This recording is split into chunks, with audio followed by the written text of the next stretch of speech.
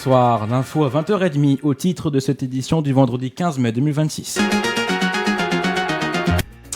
Une mission scientifique se rendra la semaine prochaine à Ushuaia en Argentine pour traquer la présence éventuelle de rongeurs porteurs de l'hantavirus. Les résultats des analyses pourraient être disponibles d'ici 4 semaines. Ushuaia, d'où est parti le 1er avril, le navire à l'origine d'un foyer d'hantavirus, conteste être à l'origine de la contamination.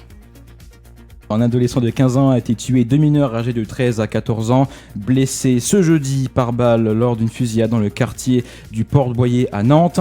La piste d'un règlement de compte lié au narcotrafic est privilégiée selon le ministre de l'Intérieur Laurent Nunez. Les victimes n'avaient pas d'antécédents judiciaires. Selon France Info, une enquête est en cours. La Russie et l'Ukraine ont échangé vendredi 205 prisonniers de guerre, a annoncé chaque camp.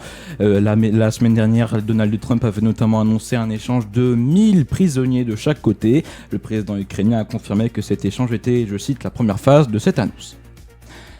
Les produits alimentaires au CBD sont désormais interdits en France. Le CBD est une substance issue du cannabis qui n'entraîne pas de dépendance. La raison de cette interdiction, les autorités estiment qu'elles n'ont jamais officiellement été autorisées au niveau européen. Le CBD, à fumer ou sous forme de liquide pour les cigarettes et électroniques, reste autorisé.